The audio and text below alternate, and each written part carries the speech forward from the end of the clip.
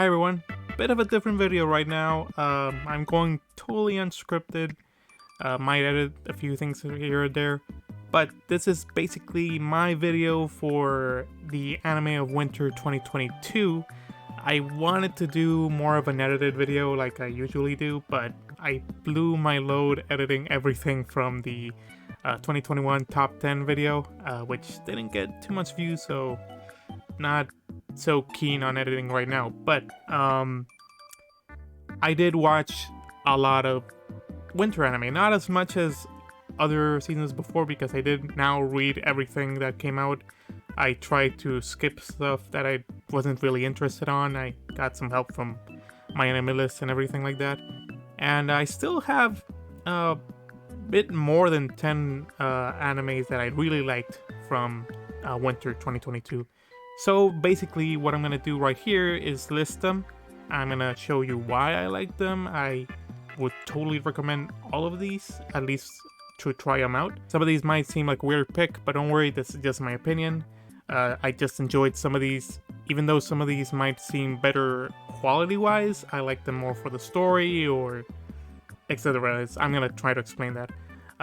So yeah, basically winter 2022, I thought it was a pretty good season. 2021 left us with a big ass bar high up there towards what anime is gonna be in the future, and if 2021 was the year for new anime and new ideas, 2022 does have 2022 does have some of that, but we've gotten more and more sequels, which is honestly perfect. Winter is stacked with sequels right now, and some new anime. We're gonna see that in a moment, but it's carried by new sequels that we've gotten, and that's totally fine. Usually I do tend to not include sequels on my videos, but I will add them now and maybe for the possible future, depending on what I do with these videos, with anime videos. So yeah, as I said, this is unscripted, so if I go on a tangent or I go way too quick or I repeat stuff, I'm sorry, I'm gonna try to edit that out. But yeah, keep on with me. So yeah, this is my opinion. I just wanted to talk about the season, and here we go. So let's go with our number 10. So it's Akebi-chan and a wholesome tie with Sasaki Tomiyano. First, Akebi-chan, and I did do a tie because I really didn't decide which was like my favorite out of the two to get into the top 10. But basically both of the shows are really wholesome. Akebi-chan is basically a slice of life school anime for this girl, Akebi, and her desire to use a sailor uniform for a specific school that her mom went to. Years later, she gets in, and they didn't really see that the school doesn't use that uniform anymore. And so they let her do it anyway. So she goes in. She is well, she's pretty beautiful actually. This whole show is freaking amazing to look at. And she has a really good first day. Everybody's like, oh my god, she's freaking perfect, or she's a goofball, but I like her. And she tries to make friends with everyone, and with her trying to make friends with everyone, we explore all of the girls in the school, and it's fun and it's wholesome, and we see like their own desires and their own wishes of what they want to do with their lives and what they want to become and stuff. It's pretty nice. It's wholesome as heck.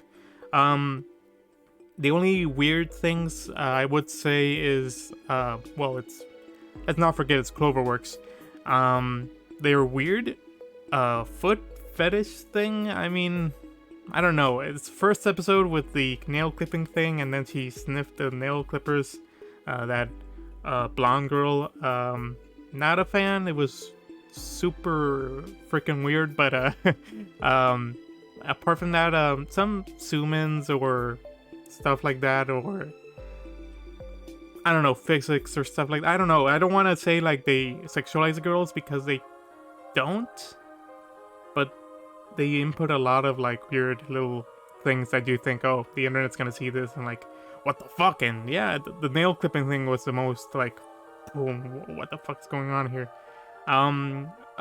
Sometimes the faces look a little weird to me. I've not been accustomed yet to seeing them, but everything else is like perfect. The backgrounds, the animation when they're going to swim or where they're going to do something like that's moved and everything. Music is pretty good. The characters are wholesome as heck and really nice.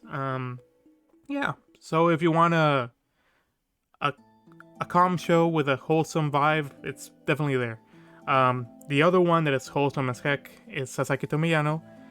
This is a little bit weird for me because I've never ever seen like a boys love anime. Well, I did on Fall, or was it, I don't remember which one it was. I think it was Fall. It was a boys love anime where a guy is able to see ghosts, and I hated it. I hated that show so much because the dynamic of the relationship was really like forceful, and like I had like stranger danger vibes from it.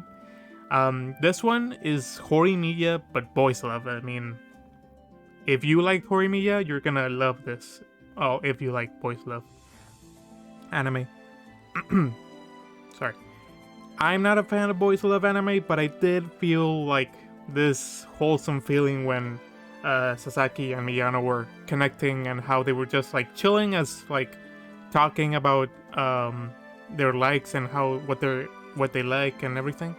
The only thing I would say against it is the whole concept of boys love is inside the anime. So Miyano is a supposedly straight guy that loves the whole boys love concept, and he's a fan. He reads manga all the time, and then Sasaki comes into his life after getting into intercepting a fight or something like that, and then Miyano shares his manga with him. He explains what boys love is. Sasaki falls in love with him, and we get like, it's a bit more delayed than the whole Horimiya thing, that they get to express their feelings and stuff.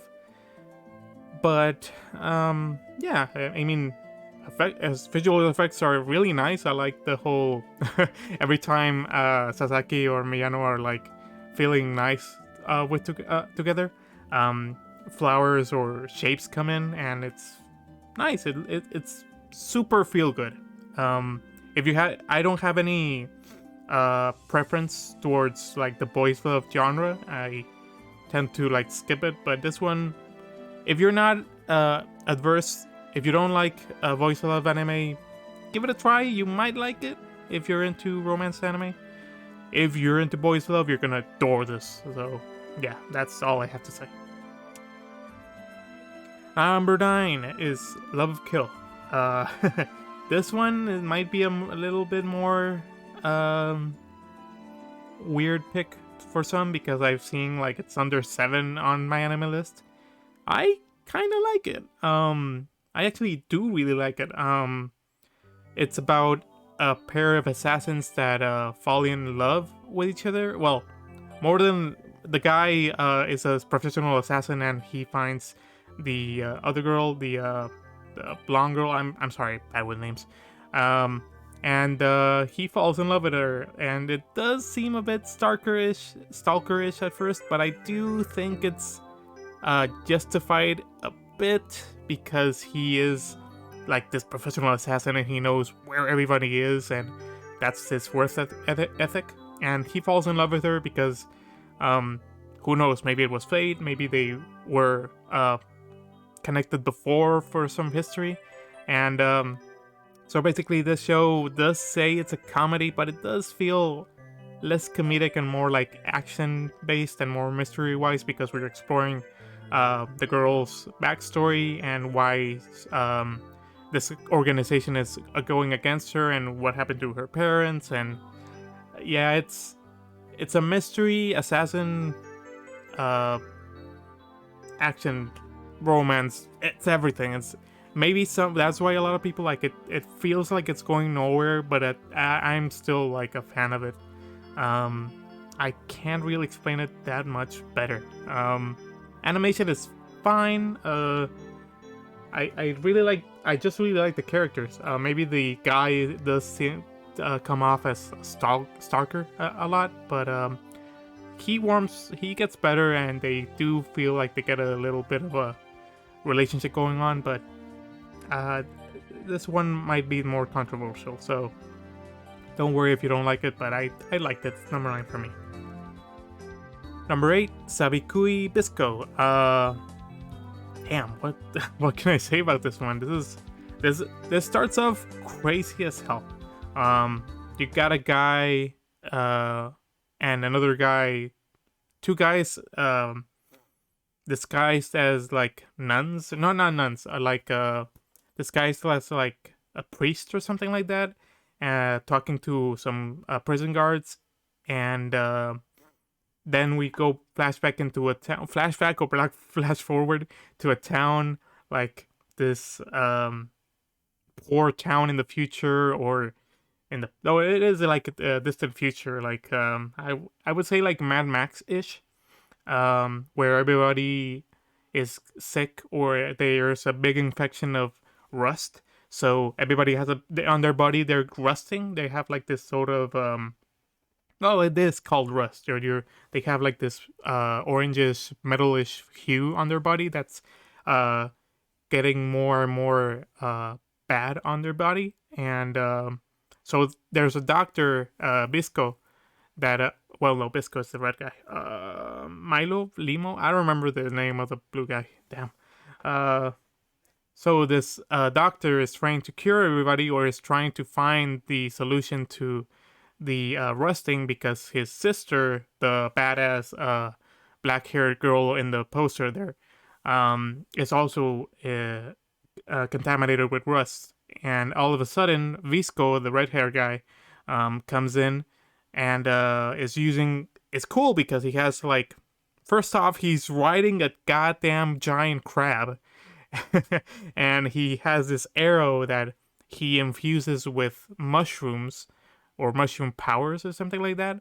And once he hits his target with the arrow, it grows these giant ass mushrooms, and it's just a lot of fun. It's weird as hell. You might get a little lost in the first episode, but give it some more chances, and by episode 3 and 4, you're gonna be like, okay, I understand this crazy ass world. I understand what they're going for, and I'm going for the ride. That's basically what I thought. Great animation. I really like the action it gives us. It doesn't shy away from getting a bit bloody. There's fights. The characters are really interesting. The bad guy, the sister, both the protagonist, the old wise teacher as well. Everything is going for it. The whole world building thing is awesome, and this idea of the mushrooms being prohibited because this idea cemented that the mushrooms are the ones causing the rust. And is that real or not? Or what is Bisco, the red guy, hairy guy, good or not? It's like, it's interesting. I really like the idea. It's crazy as hell. Give it a shot. It's just anime, but it's gonna be interesting to see how this one goes after what's going on right now. Number 7, Kotaro Lives Alone. I was gonna do this video earlier, and then this came out. A friend was like, don't watch Kotaro Lives Alone, you're gonna cry. I did not expect that to be true. Kotaro Lives Alone, I did watch it on Netflix as a trailer, and it's basically this kid, Kotaro goes on to live into a like department over there in Japan, and he's accompanied by the people who also live in this apartment, this suite of rooms, and he lives alone because he doesn't have any parents with him at the moment. So you're like, oh, it's gonna be like this quirky kid just living by himself and like doing great for himself, and like, no, there's more to this. Right away you're like, okay, so he's alone because his parents are not there, but are they not there because why? And it gets kind of real. I'm amazed how real this gets at times. Kotaro has this character he uh talks as, because like I think it's like a great swordsman or a great warrior type of talk he does because of an anime he watches. And you can see right away, like, I'm not gonna spoil this, but he does this.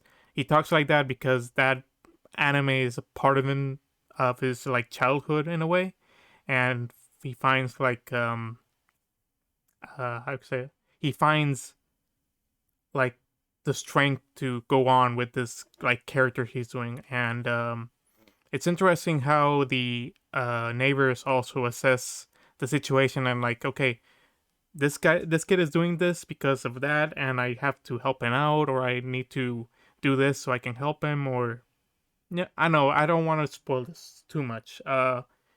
Characters are phenomenal. I mean, if the animation is iffy or is just like not, this is not, I don't want to complain about the animation because it's not even like necessary to. It's fine for what it is, but the characters, the voice acting, um, and the story itself, and how little by little Kotaro can like improve his life, and how he helps the other neighbors, improve their own lives by him just being there and being their friends or their caretakers. It's pretty nice. It's super wholesome, and after we get more and more glimpses of why Kotaro is there and why he lives alone, it gets super emotional. Yeah, I did. I'm gonna admit I did tear up at a few of the scenes. It's not the saddest thing you'll see, but if you had trouble with like your parents, or if you had like a really bad childhood for whatever reason, I hope that's not the case. You are going to identify a lot with the show. And you sympathize a lot with Kotaro, and you feel so good when he's smiling and how he breaks character, or how his eyes normally in the show are just two black bars, but when he has this little gleam on his eye, it's like, damn, yes, we wanted this. We wanted Kotaro to be happy. So yeah, it's perfect. You gotta check it out. Give it a chance. It's on Netflix. Next one is Fantasy v Shoujo. I think it was my friend and I are transported into an isekai world, and my friend is turned into a total babe or something like that. It's funny as freaking all hell. I can't even explain this anymore. Um, Basically, two best friends who are there in their 30s or close to being on their 30s. Both are single guys. One of them, the suit guy, is super popular with the girls, but he has no intention at all to get a girlfriend. And his friend, is a total loser with the girls, but he has his friend. They're neck and neck friends for all eternity. Like, the suit guy will do anything for him, and the other guy will always be there for him. So it's like a cool bromance. And then the first like 5-10 minutes of the episode, we are like, okay, so this guy, these both, the guy that gets turned into a girl ends up being drunk, and that's how he gets this whole wish misinterpreted by the like the goddess of the other world. He gets turned into a girl, and the other guy turns OP. And yeah, they need to, after pissing off the goddess, they need to defeat the demon lord of this isekai world, because they are cursed to like each other or fall in love each other with with a curse put in by the goddess. So they need to hurry up and go defeat the demon lord. It's really funny. It's I think if you like Konosuba, this is probably up your alley. I love Konosuba. So if you are a fan of Konosuba or any comedy anime, and if you're iffy on the whole isekai thing, don't be. It's not super. I mean, it does have the isekai standards, but it's not as generic as a lot of them right now. And this season did have a lot of generic isekais. But Fantasy v JoJo is perfectly enough a great anime you should watch. You're gonna laugh out loud. I laughed a lot. And yeah, it's something I would recommend you watch. Um, it doesn't get over sexualized, which is perfect. Maybe you're gonna get a few of them, but it's anime, but it's not super sexualized like other isekais we've gotten before. So that's a point above for them. So yeah, would not. Um, I totally recommend this one. Check it out. Number 5, and here we are with the sequels. Takagi-san Season 3. This season has been super wholesome, and Takagi-san is pretty much a big reason why I felt so wholesome this season. I'm a big fan of Takagi-san. I know that a lot of people steer away from this one because they think that they try to sexualize the kids, or like, oh, kids going on dates, or kids liking one another. Like, no, I mean, it's super wholesome. It's like one of Takagi-san and Nishikata are probably my favorite, like, well, one of my favorite couples, just because of how wholesome they get. Takagi's ability to just push Nishikata's buttons with her teasing, and Nishikata, how he's so gullible, but at the same time he does this through, like, he's a good friend and he might have some feelings for her, but we still don't know. I don't know. Season 3 is like, if you thought season 1 and 2 were um very like the same-ish, even though season 2 does show Takagi trying to go even push this, like, I like you, please understand that I like you. Season 3 continues that, and it seems that we might get something more, and we get a movie after this. So it's, I don't know, I eat this stuff up. I love the whole wholesome vibe. It's so cute, their little relationship, how they're getting closer to it. Their little date not dates that they have. um it's funny, it's quirky. I don't know, man, it's just perfect. If you like season 1 and 2, you're gonna love season 3. If you haven't seen Takagi-san, I totally recommend it if you're into comedy, romantic anime. Number 4, one of the biggest, probably the biggest new anime of this season, My Dress Up Darling. Yeah, it's pretty good. I honestly did take my time to watch this one because I was seeing how the internet was going crazy for Marin.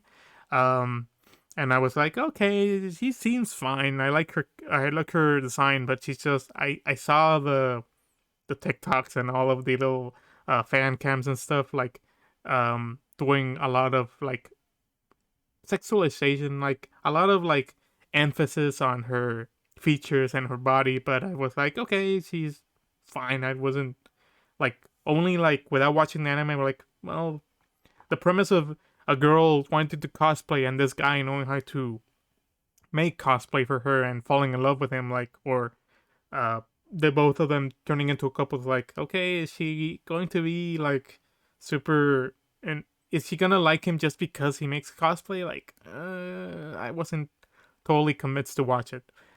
And it shut me up so well because it's really good. Gojo and Marin are wholesome as heck as well. I really like their vibe. Marin is easily best girl of 2022 for the moment. Um, she's quirky, she's funny, she's like a lot of guys, like she isn't afraid of going into like her pervy side, or her her ability to not care about what other people thinks about their hobbies. Like, she encourages Gojo to be like, okay, you're doing something that's going to Gojo likes to do these little dolls with that are traditional dolls from Japan, and he doesn't have any friends because he basically does this for everything. So he doesn't really socialize. He just wanted to make the best dolls ever in Japan. Um, and then Marion comes in. She's super nice. She was like, okay, they somehow interject.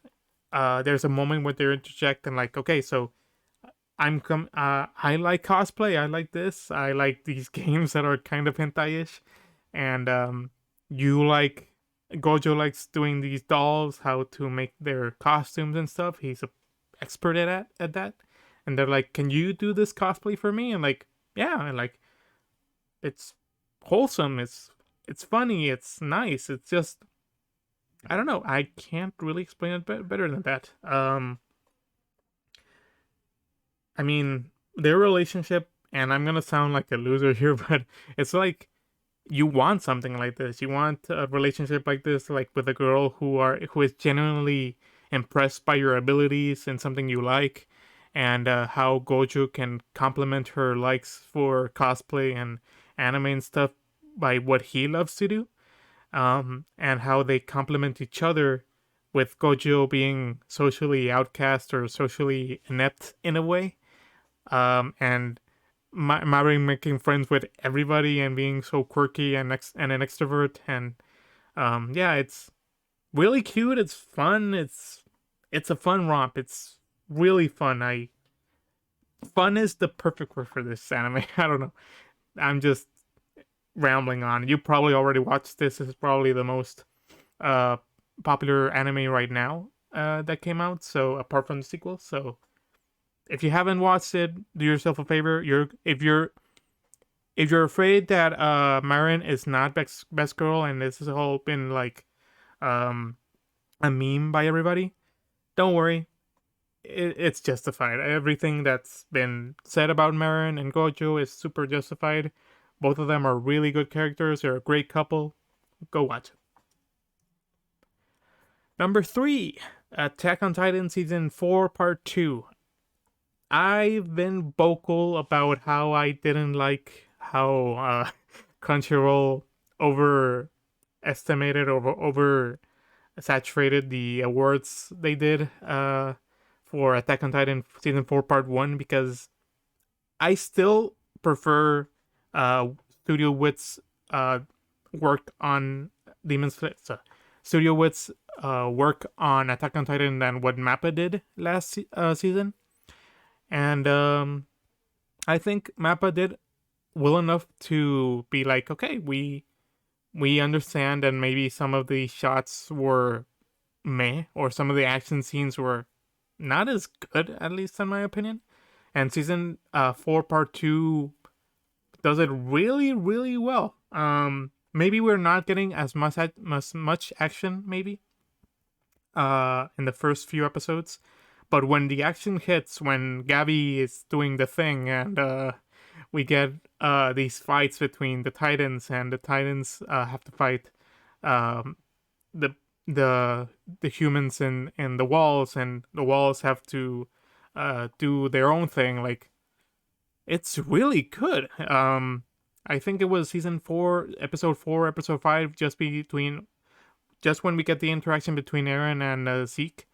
It was when I was like, okay, Mappa is a good successor to Wit Studios, and they've done really, really well. I think a lot of people saw that already, but it took that episode for me to be like, okay, Attack on Titan is on good hands. Let's hope they give us a great animated ending for this show. And yeah,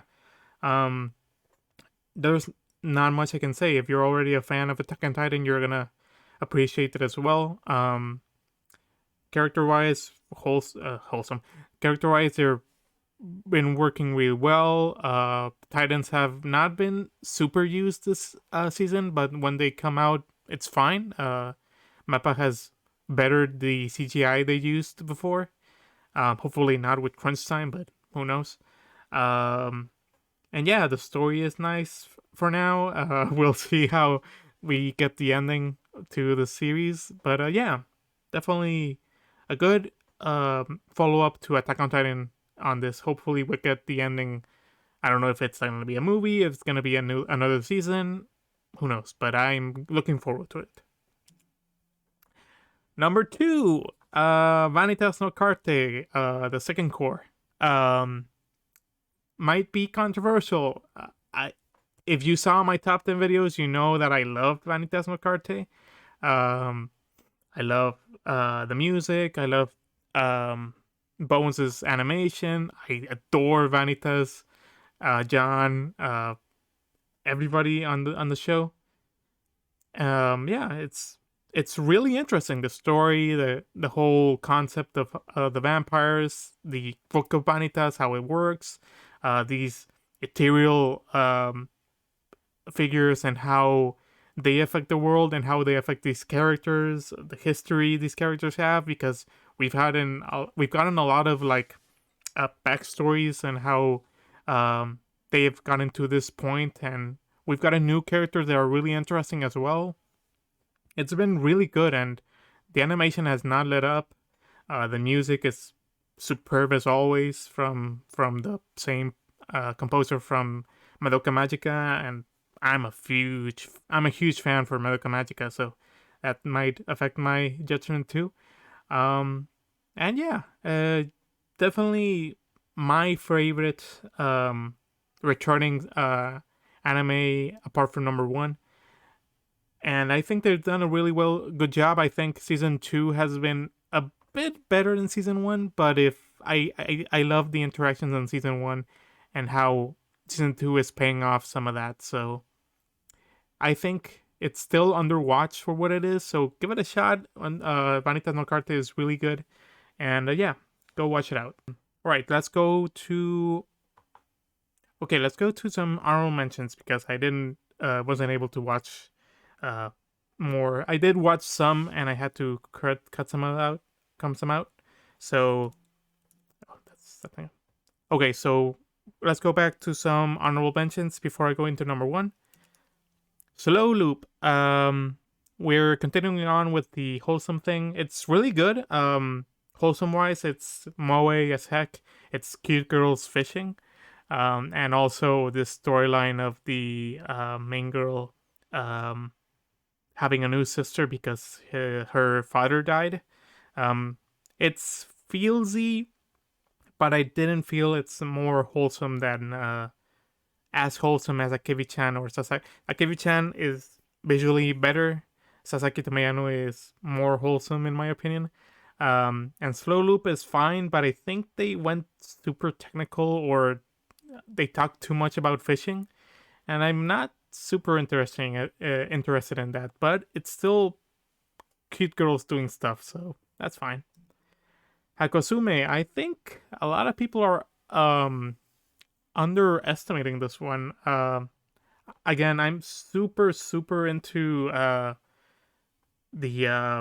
comedy genre in anime, and I think Hakosume, if it weren't for the fantasy shoujo, would be the best one, and its comedy didn't really do much this season, but Hakosume or Two Cops in a Pod, I think, is about two cops, two women cop, just going through their daily duties and being a little bit comedic, but also it tends to be a little more real and explain how the job of being a cop is. It doesn't like cops playing you, if that makes any sense, but it's funny. It does tend to get funny, but it also takes some time to be funny. It to like build the joke, and it's fine. If you really want to see comedy anime, check it out. But that's why it didn't make my top 10.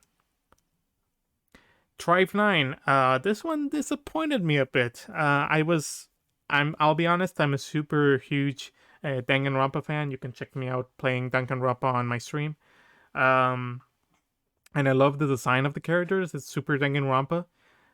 But the story of its tribes or street tribes fighting or doing like baseball to the extreme with others. Like you can hit a baseball and destroy the freaking Tokyo Tower, which is funny.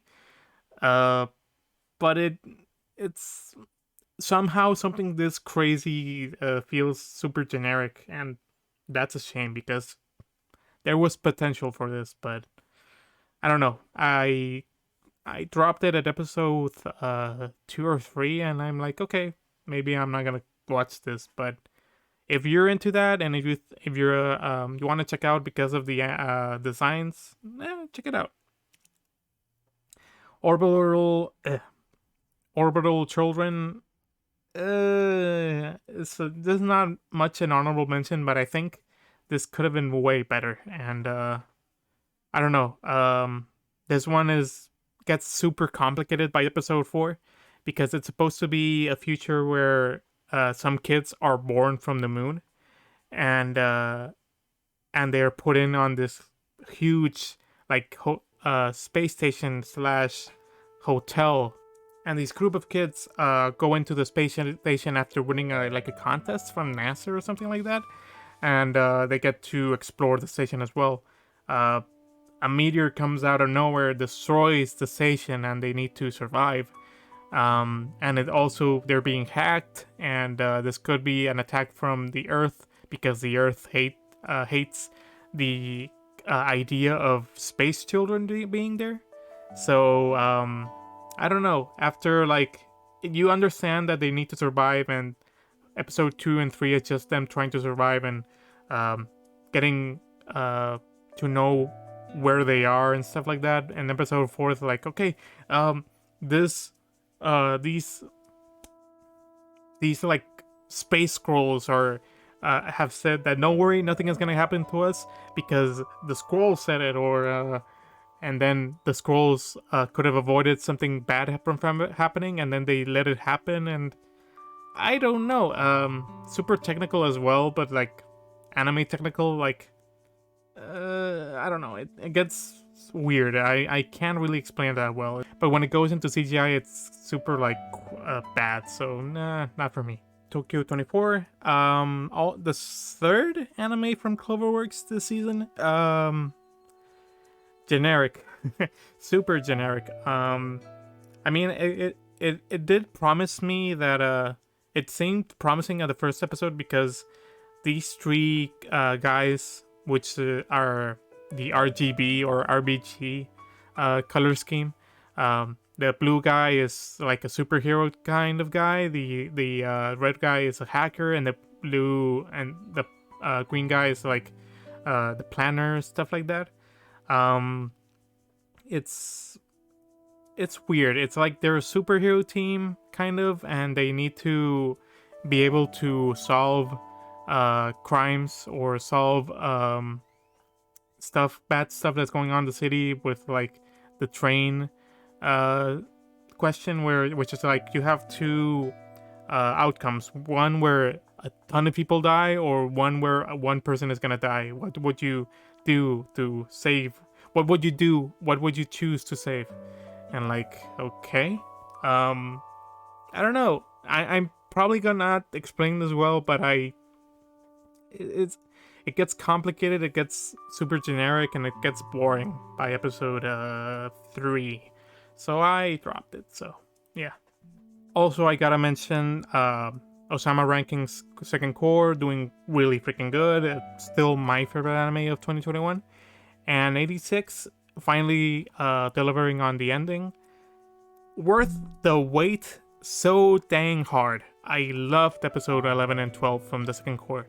11 giving us that closure to Shin's story arc and whatever else we had from the season, and episode 12 giving us the closure for Lena's journey at the moment. No spoilers, but I teared up a lot from this show, and I had to rewatch the ending. The ending is really well done. It might be super fast paced because there's a lot of stuff that they want to close out, and but I love what they did with the animation. I just really want 86 to come back one more season to see what comes up next, but really well job. Really good job from A1 Pictures. So enough from that. And my number one show is Demon Slayer. It was hard to not put Kimetsu no Yaiba on the first place for me after those phenomenal episodes. I mean, I think a lot of us were kind of disappointed at the start of the season when it was told that we'd only get like 12 episodes from the new arc, and the other episodes were going to be like just the recap of the movie. But if we have to wait like a year or two for the next arc, and this is like the example of what we're gonna get without being movie animation, it's like, take all your time, dude. Freaking UFO Table did some of the best animation work I've ever seen in my freaking life.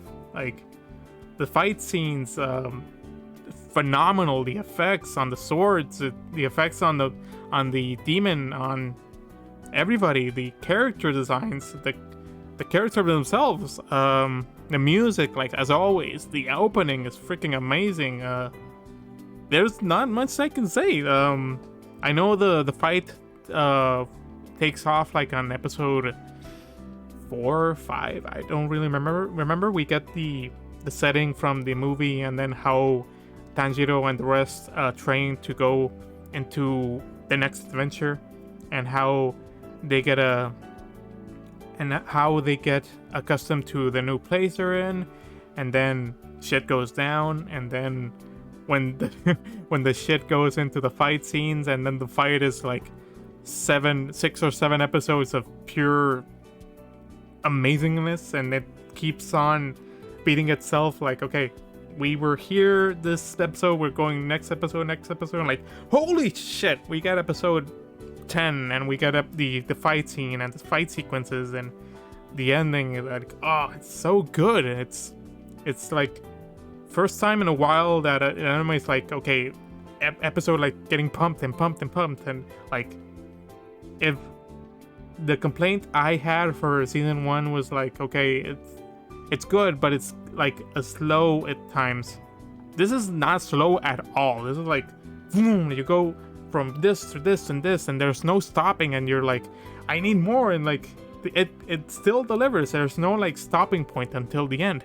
I'm just rambling on. Everything that I've said has been said before, but it's really good. I really hope Ufotable continues to take this path of taking its time to deliver this amazing animation, and yeah, it's phenomenal. I can't really wait for the next season, which I haven't read the manga. I don't really want to read the manga still, because I want to get as surprised as I got with this.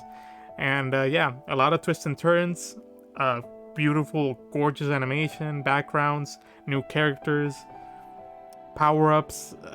It's phenomenal. You need to watch Demon Slayer. I know a lot of people hate on it for just being like the most popular thing right now, and it's coming out when Attack on Titan is being the most popular thing, the ending.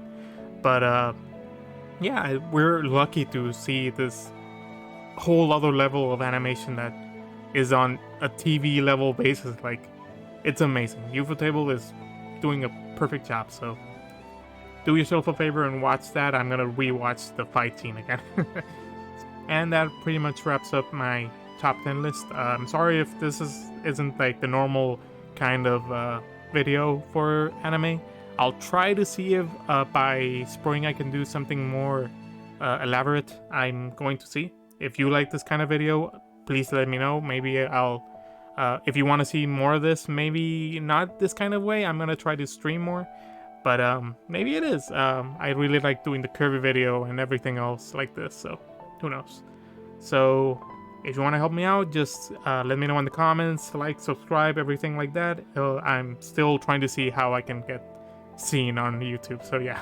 So have a good one, guys. I really can't wait for anime in spring, so we'll see you there.